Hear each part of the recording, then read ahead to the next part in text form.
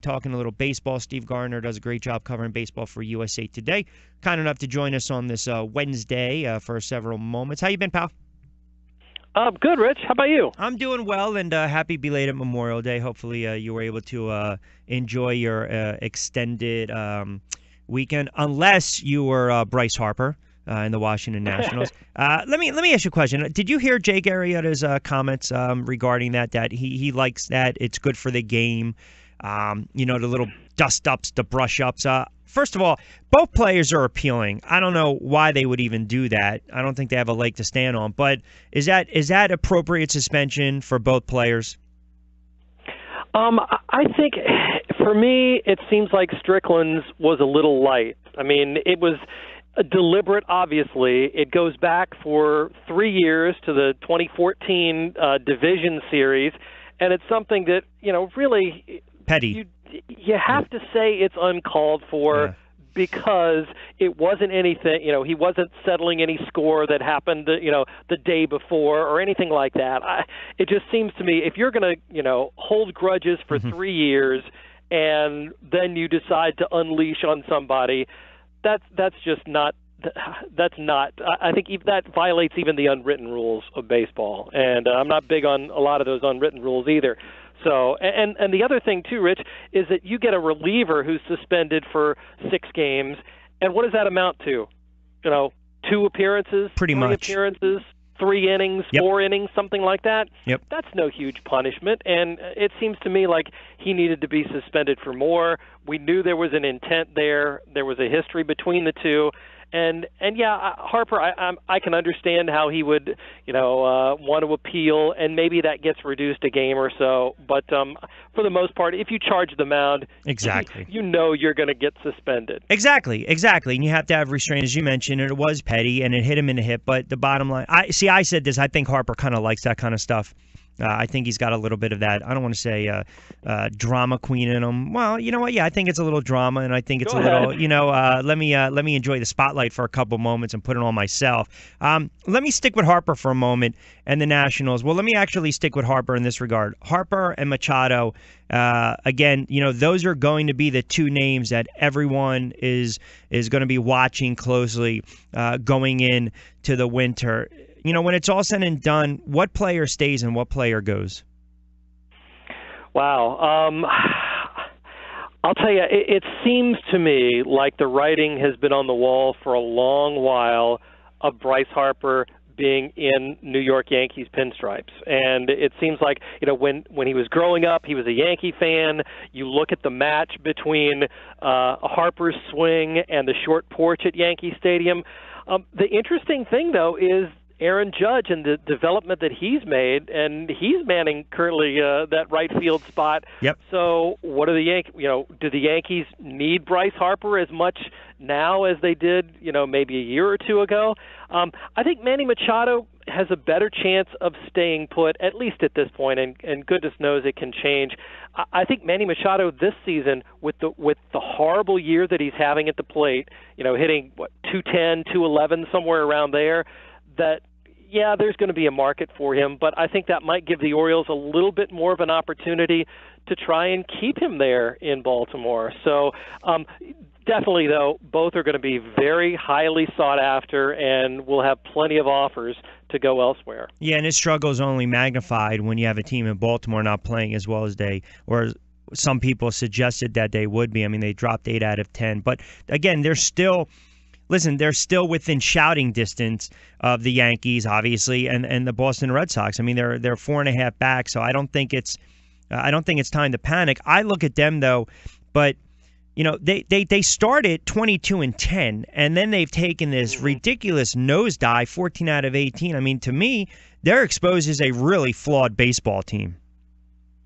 Yep, I think so. And had that cold streak happened at the beginning of the year, we may not have been talking about the Orioles at all this season. Look at what the Blue Jays did and their horrible start that they got off to. They've been pretty good lately. And, it seems like now the preconceived notions still have the Orioles as a contender and the Blue Jays last in the division. So, yeah, I think Baltimore, the loss of Zach Britton, number one, does hurt them, and thinning out the bullpen. So that's something. And the fact that they really haven't gotten the offense from Machado. Mark Trumbo hasn't been great. The Orioles have a lot of upward mobility, shall we say, on offense. And if they can just get some starting pitching, this could be a team that certainly can give the Yankees, the Red Sox, or whoever else a run for their money in the AL East. I was talking to someone the other day about Mike Trout. We were just kind of reflecting on some of the local ties with Trout being South Jersey, Cumberland County, Millville, and the whole thing. And his numbers again that he puts up year in and year out. I mean, he is the best player in baseball. To me, though, when you lose Mike Trout for 6, 7, 8 weeks, I almost equate it as losing your best player for an entire season. Now, that might be an exaggeration, but to me, that's just how good he is and exactly what he means to that franchise. I feel bad for him because, once again, he was putting up a great season and some monster numbers. Look, I'm sure do you think he's going to elect?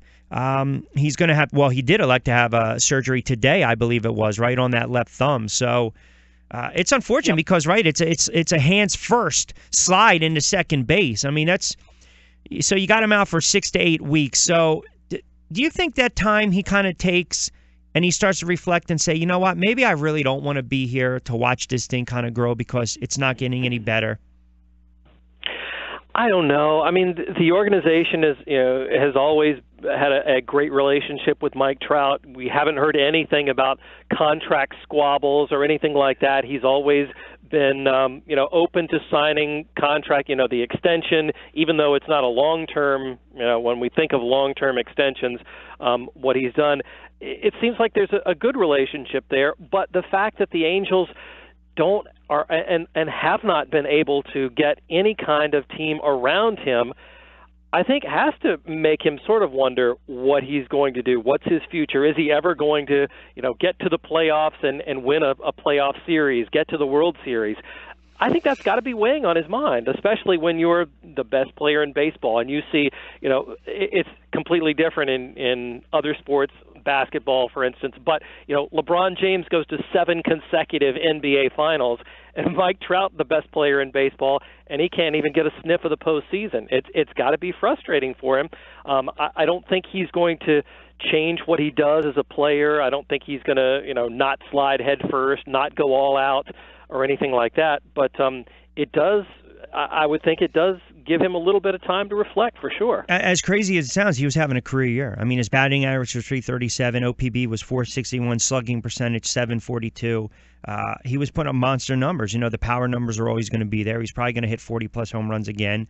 So certainly a big loss. And you're right. I mean, you could have started to make the case. I mean, can you imagine if he would have won the MVP 2 years ago and the way he was playing this year makes him the odds-on favorite to win MVP? That would have been 4 straight.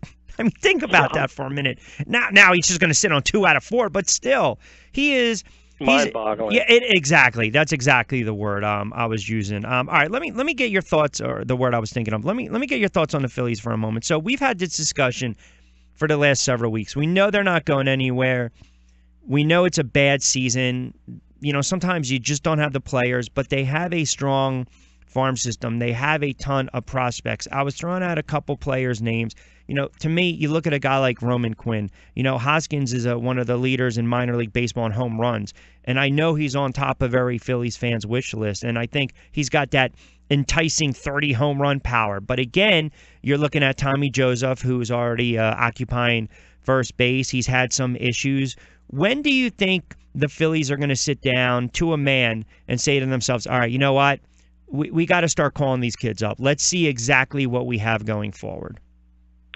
I think you've got to wait until after the Super 2 threshold passes, which we don't know the exact date, but sometimes say mid-June. Maybe you wait a little bit longer. Maybe you wait until after the All-Star break even. But I think at some point you're right. We need to start seeing if these guys can pan out. Bring them up. That's the one thing I think the game has changed to a point where guys are getting better earlier and younger than they have ever before. And if you want these guys and you want to reap the benefits of their talent, you need to get them up when they're just about ready, 22, 23 years old, and take that window of 6 years of control from, say, 22 to 27 or something like that, rather than calling them up when they're 24 and they get to 30. I mean, get the best years of their career, the prime years. I think the prime years of players' careers now is moving earlier. So, yeah, you want to see J.P. Crawford up and see what he can do. Roman Quinn is a great example. I mean, he came up last year, looked pretty decent. I mean, seemed like he could handle major league pitching and made a decent impression on folks when he was up at the end of the season. Bring him back, certainly. I mean, Michael Saunders is not going to be your everyday right fielder for, the next several years. Let's see what he can do. Let's see if Quinn is better in center field than maybe even Odubel Herrera, and Herrera moves to a corner, something like that. I think, yeah, you're going to see those guys. The Phillies definitely need to give them some exposure. And my guess is, if not in mid-June, that some of those guys, we start seeing them up after the All-Star break. Yeah, and for the guys driving around or listening online or in the car or whatnot, typically what Steve's referring to is a Super 2. It marks a date after which teams no longer basically have to worry about, I guess you can say the word, accelerating their prospects' arbitration eligibility by promoting them to the majors. So I actually think it's June 1st, which would be tomorrow. Yeah, it's one of those where it's a flexible, moving deadline, because it's the percentage of players who come up. Right. And it's some, 30-some% or whatever, the top.